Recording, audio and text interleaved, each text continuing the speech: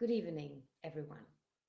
I'm Siri Berlin, artist and coach from Berlin, and I come to you with my self-love Advent calendar, door number 8. Today, everything is about what are your boundaries? What do boundaries have to do with self-love, you might ask? We talked yesterday a little bit about the no, saying no, daring to say no.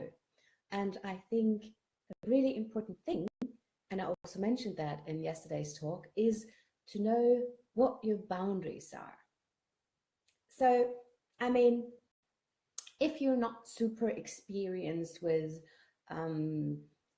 self-experience, if you haven't done a lot of psychotherapy or like if you practice the wheel of consent for your behavior towards other people, you might not know what your boundaries are. I do ask this question often in my seminars, and yes, it's a difficult question. It's a really, really difficult question. To find out about your boundaries, I think that there are 3 steps which can help you to find out about more or to protect your boundaries, actually. So step 1 would be finding out about your boundaries. But how do you do that? I think it's important or a good idea to look at your values, and your needs. What are your values? Is it honesty? Is it simplicity? Is it freedom? Is it fairness? Is it, there are so many values you can have. And what are your basic needs? Are you having a need for community or a need for fairness? Values and needs can be the same. Sometimes they are, sometimes they're not. You can download many lists of needs and values from the internet if you think you're lost. But you can also do a few little exercises. So I found out about 3 different things. I have again something in my contact, so I probably keep talking like this. So you have the option to think about your perfect day. Have you ever thought about what your perfect day would look like? And you can just think about it. How would it be? How would it feel to wake up on your perfect day? Where would you be? Who would you be with you? And what would you do first on your perfect day?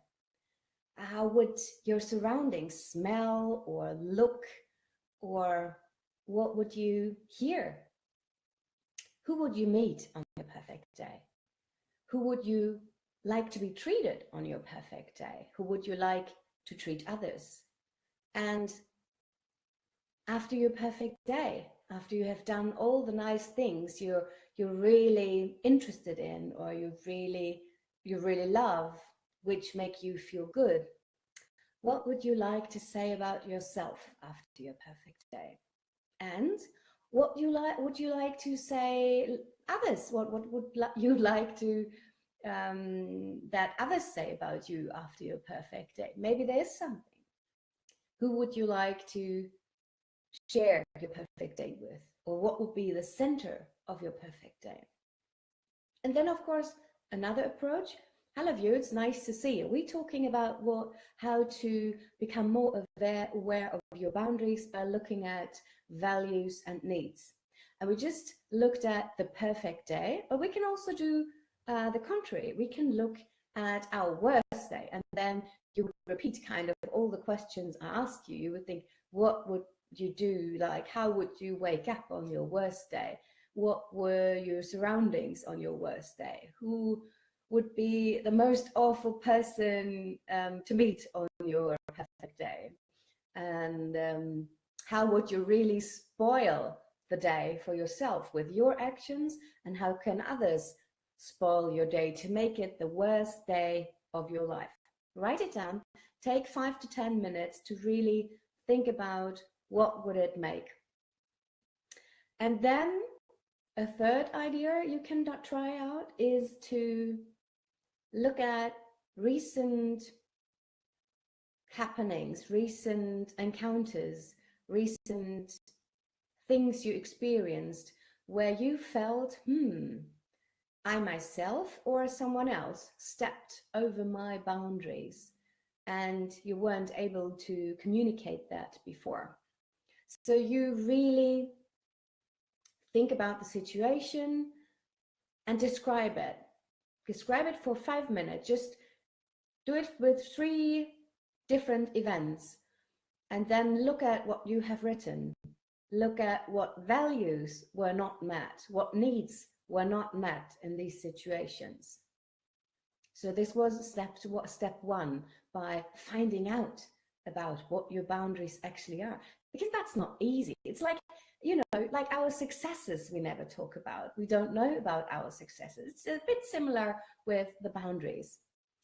And then step 2 would be to allow ourselves to have these boundaries, even though people might not have the same boundaries. So how can you do that?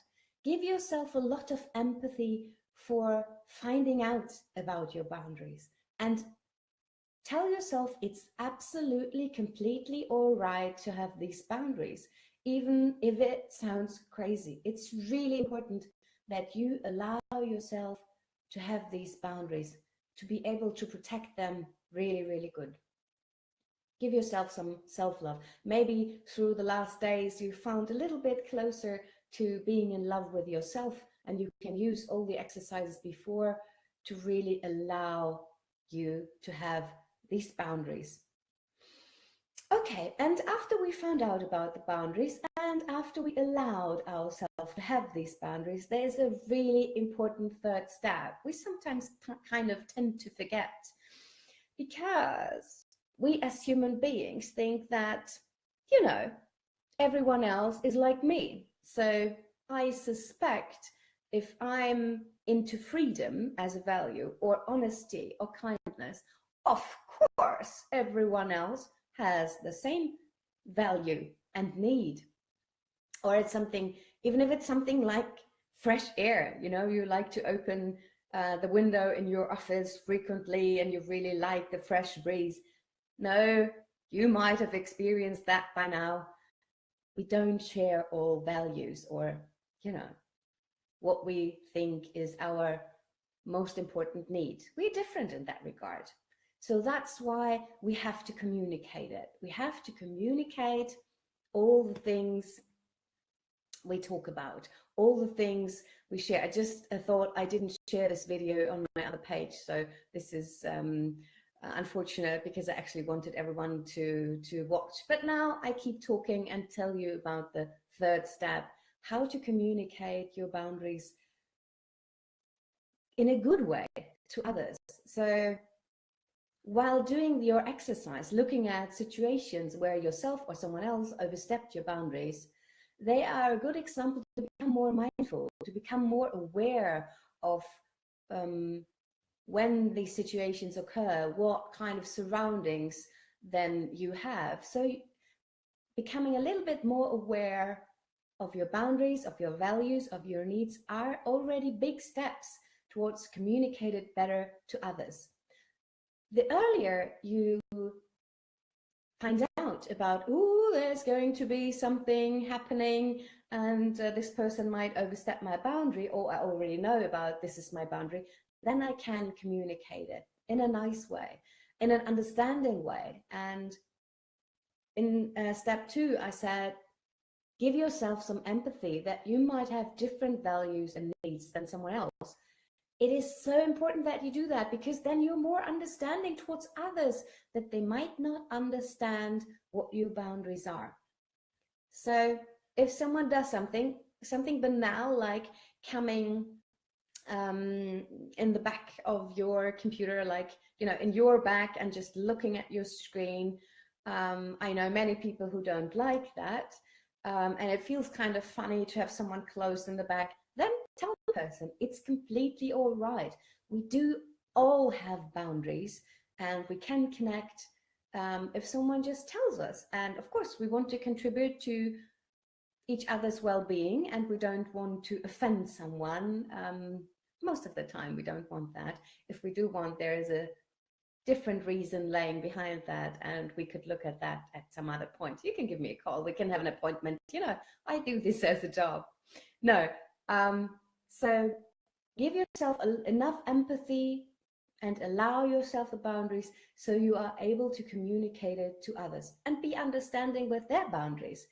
If you are more advanced, you can also ask them how they feel about their boundaries, or whether you stepped over their boundaries at some point. Sometimes that's a good opportunity to make a new friend, or to get a better relationship to your colleague or to your friends who never were able to talk to you about their boundaries. Wow, somehow time is flying. I'm already online for 10 minutes. I don't believe it. Nearly 11. I hope you can take something out of it. Of course, you will get a newsletter if you want it. I also put these videos into written form so you can check out all the interesting ideas and recipes for more self-love yourself. Just write it down in the comments if you would like to receive the newsletter, or if you just liked it and want to share that you're happy to work on your self-love. I hope I see you tomorrow when we open door 9. I'm not doing the fingers and hands again because I never know how it's going to turn out. And my 9 would be something like this. 9, maybe this. Okay, door 9 is going to be open tomorrow, and I hope you will be with me. Have a good night, sleep well. I see you tomorrow. Hej då.